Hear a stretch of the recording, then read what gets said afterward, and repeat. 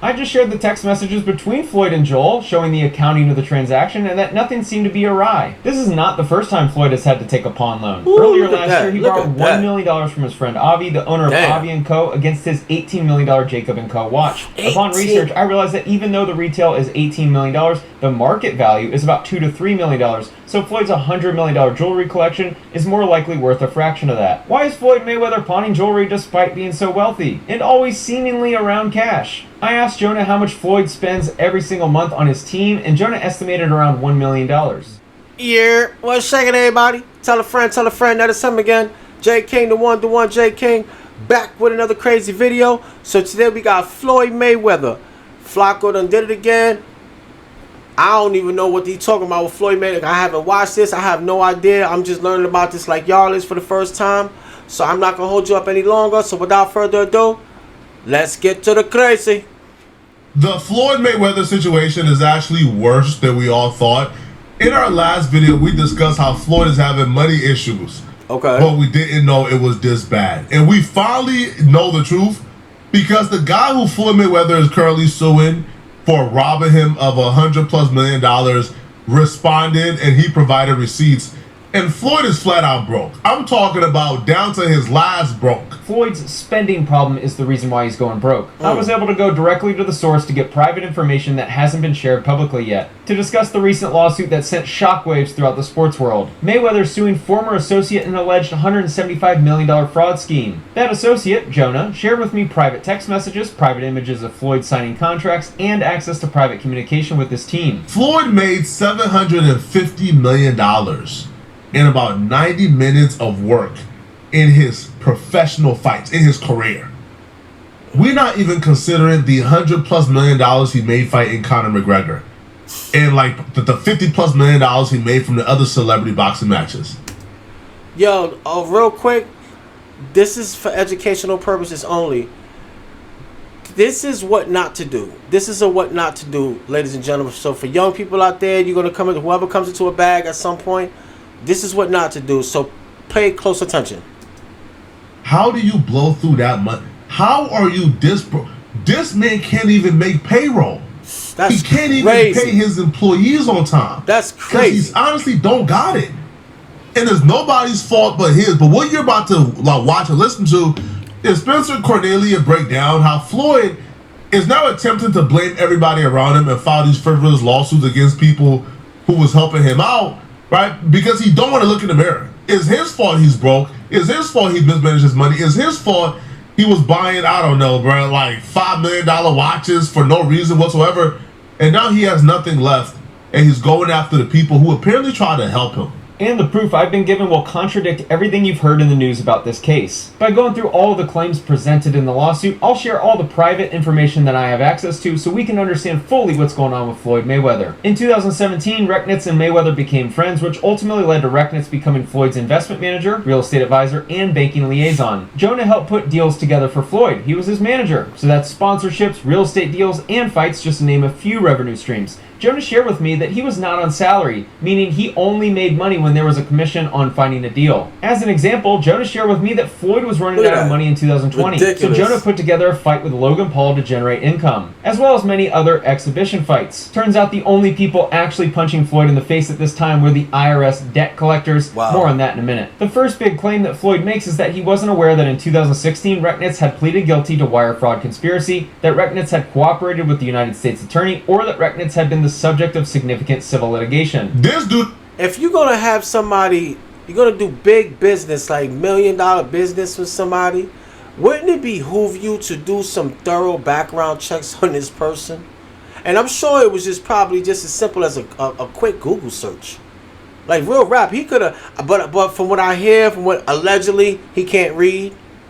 So, I mean, look at how he, his need to flow. Like he obviously doesn't make the best rational decisions. You know what I mean? Just look how he lives his life in the public eye. You know what I mean? What he's done to get that has gotten him to this point of being in such a deep hole. Pause. But I mean, the sketchy character Rushton, whatever his name is, I don't trust him. I don't, I take whatever he says with a grain of salt. But it feels like Floyd thought he had an easy scapegoat, man. Floyd made some bad decisions financially, probably some bad investments, bought some things he shouldn't have bought. And this dude was his investment manager. So this dude probably helped Floyd make the bad decisions. Floyd said, hey, bruh, I need this, buy me this, invest in this. Dude did what Floyd asked him to do. And then when it didn't work out, now Floyd thinks he has a scapegoat because this dude already has a sketchy past. Like the courts already know who he is. He already defrauded people out of their money. So when you come with similar claims, this dude will have an uphill battle proving he didn't defraud you. Because, he already has a history of defrauding. But this dude has receipts. Receipts for days. First off, let's start off with Floyd just outright lying in court. Claiming he didn't know this dude was, I guess, a scammer. But Floyd would tell the court he didn't know. But there's court records of him writing a judge, letting the judge know, hey, I know my friend is up for sentencing. He's a really good guy. So Floyd is writing statement of characters for this dude in a court case he claims he know nothing of. It doesn't make sense whatsoever. What Floyd's attorney was trying to do with this complaint is make it look like Floyd was taken advantage of by a guy with a questionable past. Like Floyd is this innocent victim who had no idea who this guy really was.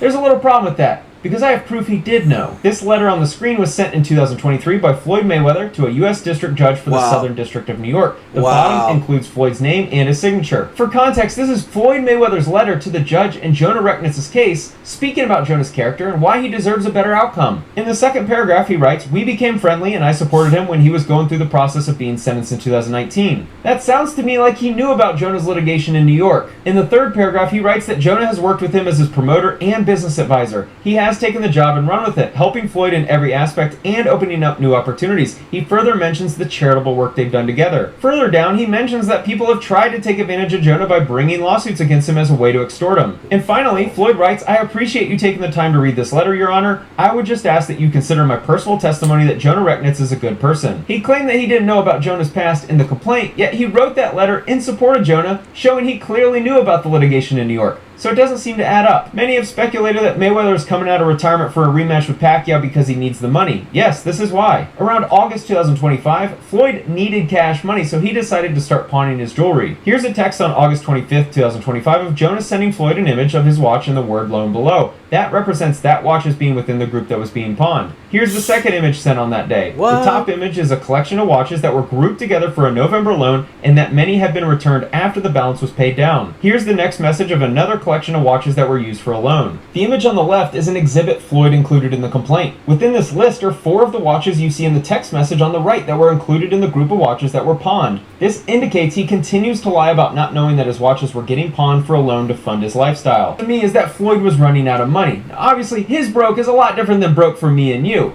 But at this time he needed money, so he decided to pawn $13 million from his watch collection. He does have his own jet and has flown private for a couple decades. And he has an extensive exotic car collection. Yeah, but what has been shared with me is that his lifestyle is so expensive that he constantly needs to take out loans against all his assets. And it's fine when he's fighting and making money because he can pay the loans back. But it's kind of like musical chairs. Here's Floyd texting about having to give up all of his jewelry and watches and all of his women's bags. Further, he sent the text, "Don't forget about my ladies' Birkins, also that's a part of the $13 million. In December 2025, Floyd texted, "Please keep me updated on my jewelry and Birkins, thanks." Back in March, so around 7 months after he began pawning, he texted his pawn shop lender asking about the balance he owes. Hold up, let's read this real quick. "Joe, please text me with the balance. Joe knows the numbers. Thanks in advance. Today is Jewish holiday of Purim. I will have very limited access to my messages. I will reply to any messages and calls tomorrow morning. All good, Floyd. 1.885 million checks. 10.8 million jewelry. 1.47 million in fees. I have recouped everything. I haven't sold any of the pieces." Wow. And that was is that the loan? Are those wow, that's what he pawned damn, he got that much for his jewelry. Jonah knows what the number is. Jonah, as Floyd's manager and the one who handles all the financial transactions, is the one who ensures that all the loans are paid off. The lender responds $1.85 million in checks, $10.8 million in jewelry, and $1.47 million in fees. And he mentions needing another $360,000 by Friday so the fees don't keep adding up. Floyd received the $13 million for pawning watches in his supposed $100 million watch collection, Jonah shared with me that people pay up to 3% per month, which is why the fees were so high. That loan was almost paid in full. If you reread Joel's message, it makes sense. Joel says, I have recouped everything and hasn't had to sell any pieces. All that remains is another $360,000, so Floyd doesn't have to pay any more fees. Whatever we do, don't let 50 see this, man. For Mayweather's mental health, don't let 50 Cent see this, bro. The worst part about this, right? You hit hood bankruptcy and you still making bad decisions, man. 50 Cent and T.I. Like, T.I. too. Don't forget T.I. Like, don't forget T.I. Man, putting the jewelry in the box, putting it in his car, and then driving that jewelry to party. Yo, we all know, man, when we put our Xbox, first off, just unplugging the Xbox drains your spirit, man. All right? And we know, we just need until payday, man. But wrapping up the Xbox with the cord, but it don't hit you're really about to pawn your Xbox, right, to survive the next week and a half until you put it in your car and start driving. I can only imagine doing that to your watches. But the worst part about this is it makes no sense. If you are broke, if you have no money, why pawn the watches? Pay $1.4 million in interest. That the $1.4 million that you don't have. Why not just sell the watches that you obviously can afford? Just sell the watches. Sell it all. Yeah, he would definitely get a hell of a lot more money by selling the watches versus getting a loan on them and having to, like, come on, like, you have to pay that back. Like, that just goes to show you his mentality, his mindset. He's more worried about frivolous things like watches and jewelry versus actually being financially fiscal and responsible. Like, come on, that just goes to show you exactly why he's in the financial predicament that he's in right now. Right? If you have, again, watches that are worth $13 million, now, I'm sure they're probably worth more, right? But, right, because it's a pawn shop. But let's just say $20 million.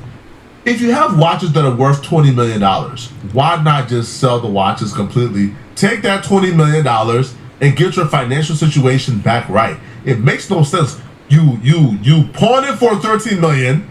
You pay back the 13, give them an extra 1.4, go broke again, pawn it again. You're paying $1 million in interest every time you pawn it, and you can't afford it. You don't have money. Sell everything. Brother Flacco, real quick.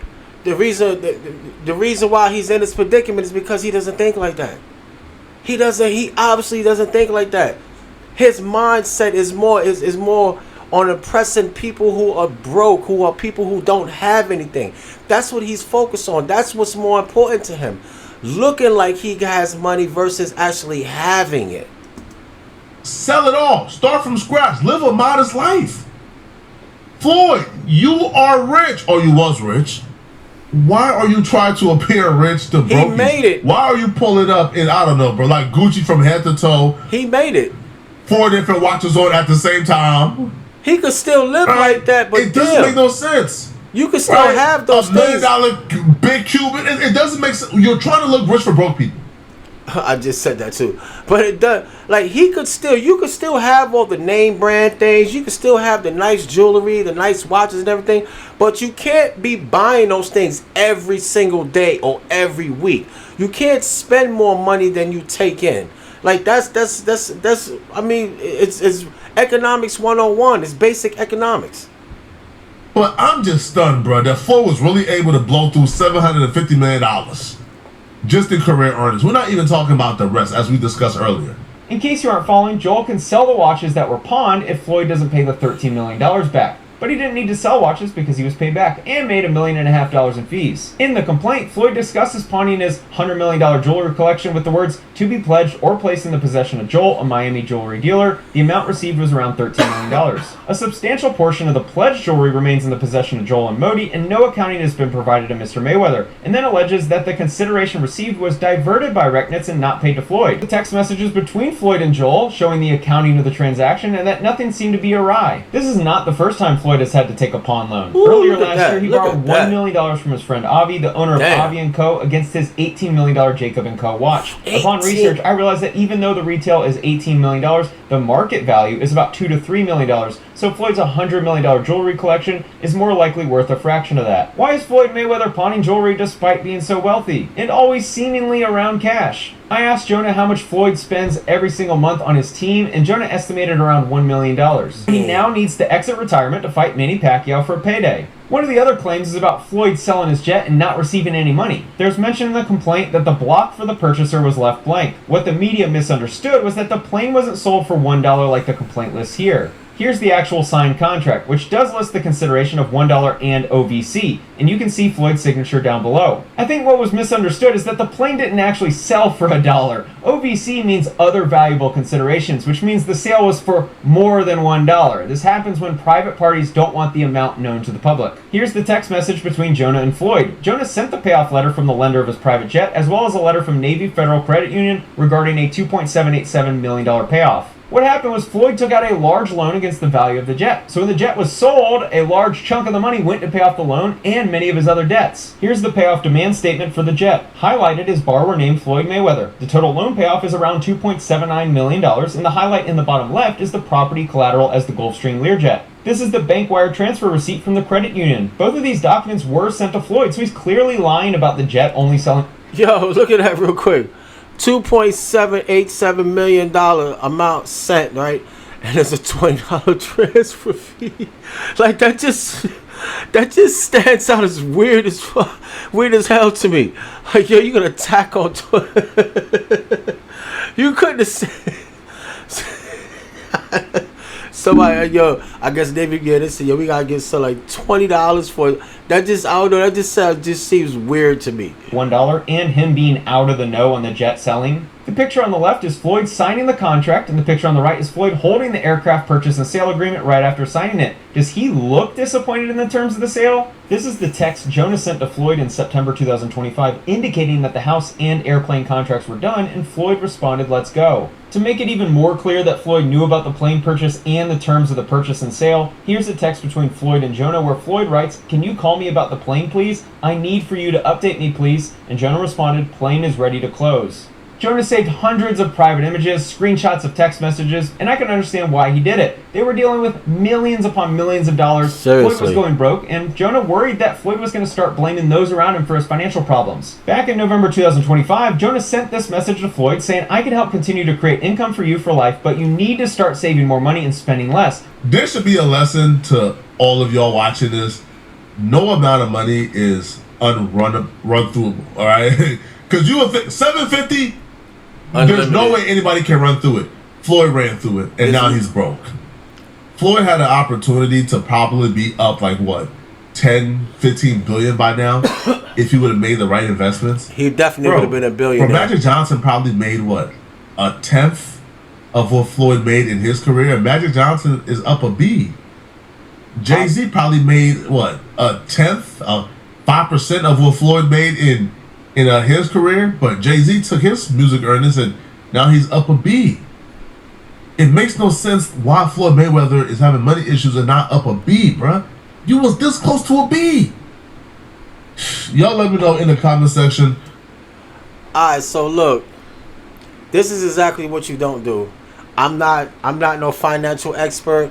I'm damn sure not wealthy, rich, nowhere near it. At least not yet. But to me, like, man, it's just common sense. Like, you obviously cannot be spending more money than you bring in, especially on some $1 million a month. Like, dog, like, there's you don't have like, how did you think this made sense? How did you think that this actually that this was sustainable? You going out of your way to impress people who have nowhere near what you have, and secondly, you're doing it so sloppily, so messy. Like, you don't even you like, dude. There's no such thing as an unlimited amount of money unless you're the United States government. I guess, and even some they don't even have it's not even unlimited. I watched you for years flaunt, flex, unnecessarily either. I mean, come on, because if you think about it, look, let's keep it real. Had you not flaunted and flexed your money the way you have, your wealth, and threw it in everyone's face for all them years, it would not have made it there. Like, the public would not have cared. And like, I guess what I'm saying is, it didn't help your image at all. I don't think it helped your image at all. You were undefeated. Your career spoke for itself. Your career was what should have been the defining thing for you. But unfortunately, you decided to do. I mean, you decided to be foolish and stupid with your money, and now this is what you're gonna be remembered for. Like, there's gonna be not an asterisk next to your name, but there's gonna be that, like, a jackass next to your name. Like, you know what I'm saying? Like, you're gonna be in the Hall of Fame, and there's gonna be like a little jackass next to your name because like just how stupid you've been with your money all these years. Like, you're known for. Your reputation in the ring should speak for itself. Like, that should be the only thing, you know, other than you curing cancer or something like that. But unfortunately, you just had to crap on you crapped on your own name, your own legacy. That is crazy. You self-destruct. You did this to yourself. You can't blame no females. You can't blame nobody. You can't even blame this dude that you're trying to blame and sue, and so you can recoup your loss. You could recoup your money. All you're gonna do, even if you get your money back, all you're gonna do is blow it again. All you're gonna do is go out and buy cars. All you're gonna do is trick on your friends, trick on females, take trips around. That's all you're gonna do. Is trick. That's exactly why you in this position, because you a damn trick. Yo, you guys let me know what you think. Don't forget to like, comment, subscribe, and share the video. J King the One. See you guys in the next round of Crazy. 1,